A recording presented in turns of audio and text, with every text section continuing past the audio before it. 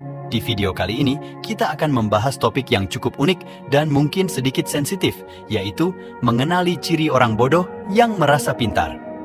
Kita semua pasti pernah bertemu dengan seseorang yang terlalu percaya diri tentang kecerdasannya. Hari ini kita akan mengupas tuntas tentang hal ini. Mungkin saja kita akan menemukan beberapa ciri ini pada diri kita sendiri juga. Jadi, tetaplah terbuka dan mari kita belajar bersama. Poin pertama dan mungkin yang paling fundamental dalam mengenali orang bodoh yang merasa pintar adalah kurangnya kesadaran diri. Apa sebenarnya kesadaran diri itu? Kesadaran diri adalah kemampuan seseorang untuk memahami kekuatan, kelemahan, emosi, dan keyakinan mereka. Ini bukan hanya tentang mengenali diri sendiri, tapi juga bagaimana pemahaman itu mempengaruhi orang lain di sekitar kita. Orang yang kurang memiliki kesadaran diri seringkali tidak menyadari kekurangan mereka sendiri. Mereka cenderung meyakini bahwa mereka lebih cerdas, lebih kompeten, atau lebih berpengetahuan daripada yang sebenarnya. Ironisnya, mereka tidak menyadari ketidakmampuan mereka untuk mengakui ketidakmampuan ini, sebuah fenomena yang dikenal sebagai efek Dunning-Kruger. Bagaimana kita mengenali ciri ini? Biasanya, orang-orang ini akan tampak sangat percaya diri tentang keahlian atau pengetahuan mereka. Bahkan, ketika jelas, mereka kurang informasi. Mereka sering berbicara dengan keyakinan, tetapi tanpa dasar yang kuat. Ini bukan tentang kepercayaan diri yang sehat, melainkan kepercayaan diri yang tidak berdasar dan seringkali menyesatkan. Selain itu, mereka juga cenderung tidak menerima umpan balik atau kritik dengan baik. Sebagai contoh, jika seseorang menunjukkan kesalahan atau kekurangan dalam argumen atau pengetahuan mereka, mereka tidak merespons dengan refleksi atau pertanyaan, tapi lebih sering dengan pembelaan atau bahkan agresi. Ini karena dalam pikiran mereka, mereka sudah tahu dan benar sehingga sulit bagi mereka untuk menerima bahwa mereka mungkin salah atau kurang informasi. Kesadaran diri bukanlah tentang menyalahkan diri sendiri atau merendahkan diri, tetapi tentang memiliki pemahaman yang jujur dan seimbang tentang siapa kita dan bagaimana kita berinteraksi dengan dunia di sekitar kita. Dengan kurangnya kesadaran diri, orang-orang ini kehilangan kesempatan untuk tumbuh, belajar, dan berkembang karena mereka terjebak dalam pemahaman mereka yang terbatas tentang diri mereka sendiri dan realitas. Sekarang, mari kita bahas poin kedua, yaitu tidak menerima kritik atau saran. Ini adalah salah satu ciri yang paling menonjol pada orang-orang yang merasa pintar, tapi sebenarnya tidak. Mengapa? Karena kemampuan untuk menerima kritik dan saran secara konstruktif adalah indikator penting dari kecerdasan emosional dan kematangan intelektual. Orang yang tidak menerima kritik biasanya memiliki pandangan yang sangat terpolarisasi tentang benar dan salah. Mereka seringkali merasa terancam oleh kritik, melihatnya sebagai serangan pribadi daripada kesempatan untuk belajar atau memperbaiki diri. Ini bukan tentang tidak setuju dengan kritik, yang secara alami bisa terjadi, melainkan tentang penolakan instan terhadap segala bentuk umpan balik yang tidak menguatkan pandangan mereka. Contoh klasik adalah ketika mereka diberi saran atau kritik, respon pertama mereka bukanlah pertimbangan atau pertanyaan untuk klarifikasi, melainkan pembelaan atau penyangkalan langsung. Mereka mungkin langsung mengatakan, "Kamu tidak mengerti," atau "Itu bukan kesalahanku," bahkan sebelum mencoba memahami perspektif lain. Penting untuk dipahami bahwa di balik sikap ini seringkali terdapat ketidakamanan atau ketakutan. Ketakutan akan terlihat tidak cukup baik, ketakutan akan penilaian, atau ketakutan akan kegagalan. Ironisnya, sikap ini justru menghambat perkembangan dan pembelajaran yang merupakan bagian penting dari menjadi cerdas atau kompeten dalam bidang apapun. Mengakui bahwa kita tidak selalu benar, bahwa kita masih punya banyak yang perlu dipelajari, bukanlah tanda kelemahan. Sebaliknya, itu adalah tanda kekuatan, kecerdasan, dan keberanian.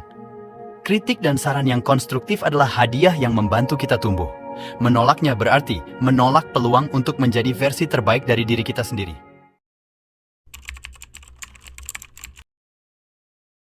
Poin ketiga yang kita bahas hari ini adalah berpura-pura tahu segalanya.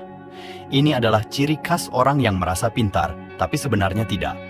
Mereka ini seringkali tampak sangat percaya diri dalam membicarakan topik apapun, meskipun dalam kenyataannya pengetahuan mereka sangat terbatas atau bahkan salah. Fenomena ini bukan hanya tentang memiliki rasa ingin tahu atau bersemangat dalam diskusi. Ini lebih kepada kebiasaan berbicara dengan otoritas tentang hal-hal yang sebenarnya mereka tidak mengerti. Kadang-kadang, mereka bahkan akan menggunakan informasi yang tidak akurat atau mengarang fakta untuk mendukung argumen mereka hanya agar terlihat lebih berpengetahuan. Ini sering terjadi dalam situasi di mana mereka merasa perlu untuk mengesankan orang lain atau dalam situasi sosial di mana pengetahuan dianggap sebagai bentuk status. Contohnya, dalam diskusi tentang topik ilmiah, politik, atau budaya, mereka akan berbicara dengan sangat percaya diri, seringkali memotong pembicara lain atau mendominasi percakapan tanpa memberi ruang untuk pertukaran ide atau pemikiran yang sebenarnya. Perilaku ini tidak hanya tidak produktif, tapi juga bisa merusak. Dalam dunia yang semakin kompleks, berpura-pura tahu segalanya bukan hanya membatasi pemahaman kita sendiri, tapi juga bisa menyesatkan orang lain. Ini menciptakan atmosfer di mana informasi palsu dapat tersebar dan keputusan penting dibuat berdasarkan pemahaman yang salah. Mengakui bahwa kita tidak tahu sesuatu bukanlah kelemahan. Sebaliknya, itu adalah awal dari pembelajaran. Orang yang benar-benar cerdas dan bijaksana adalah mereka yang tidak takut untuk mengatakan, "Saya tidak tahu, tapi saya ingin belajar." Sikap ini membuka pintu untuk pertumbuhan dan pemahaman yang lebih dalam, baik bagi diri sendiri maupun bagi orang lain dalam diskusi.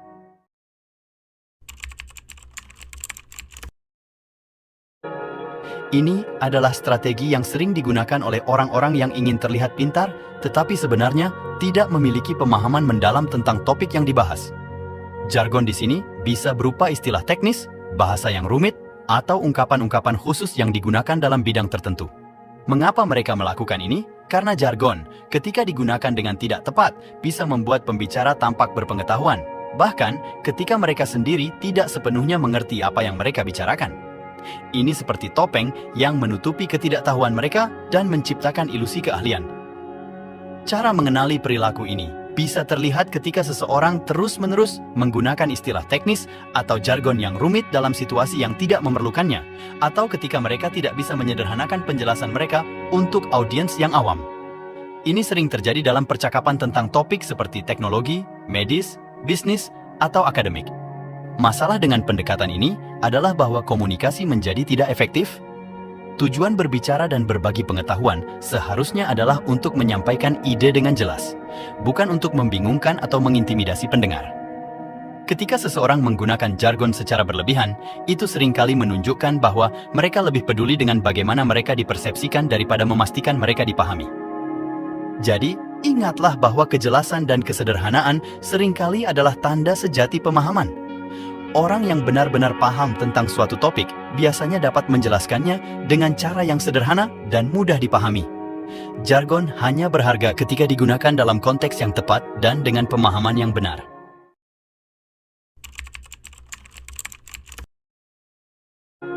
Poin kelima yang kita bahas adalah kurangnya kemampuan untuk belajar dari kesalahan. Ini adalah ciri yang sangat penting dan sering diabaikan. Orang yang cerdas tidak hanya diukur dari pengetahuan atau kecerdasan mereka, tetapi juga dari kemampuan mereka untuk belajar, berkembang, dan yang paling penting belajar dari kesalahan. Orang yang merasa pintar tetapi sebenarnya tidak, seringkali menolak untuk mengakui kesalahan mereka. Ketika terjadi kesalahan, mereka cenderung mencari kambing hitam atau alasan eksternal, daripada mengakui dan belajar dari kesalahan tersebut. Ini bisa karena ego, ketakutan akan kegagalan, atau ketidakmampuan untuk menghadapi realitas bahwa mereka tidak sempurna. Contohnya, dalam situasi kerja atau belajar, ketika mereka mendapat umpan balik negatif atau hasil yang tidak memuaskan, reaksi pertama mereka mungkin adalah menyalahkan orang lain, lingkungan, atau bahkan faktor tak terduga. Mereka jarang berhenti dan bertanya, "Apa yang bisa saya pelajari dari situasi ini?" Atau, "Bagaimana saya bisa memperbaiki diri?" Perilaku ini bukan hanya menghambat pertumbuhan pribadi mereka, tetapi juga bisa berdampak negatif pada orang-orang di sekitar mereka.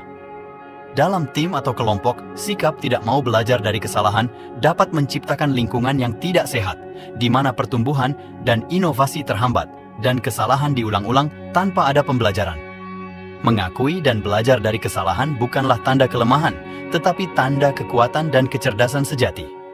Itu menunjukkan bahwa kita memiliki keberanian untuk menghadapi kenyataan, kesediaan untuk berkembang, dan kemampuan untuk beradaptasi dan meningkat. Ini adalah kualitas yang sebenarnya mencerminkan kecerdasan dan kematangan. Ini bukan tentang menilai atau mengkritik orang lain, tetapi lebih kepada introspeksi diri. Kita semua memiliki momen ketika kita mungkin menunjukkan beberapa ciri ini, dan itu normal. Yang penting adalah kesediaan kita untuk mengakui dan belajar dari hal tersebut. Penting juga untuk mengingat bahwa kecerdasan tidak hanya diukur dari pengetahuan atau IQ, tetapi juga dari kecerdasan emosional, kemampuan untuk berkomunikasi, berempati, dan terus belajar.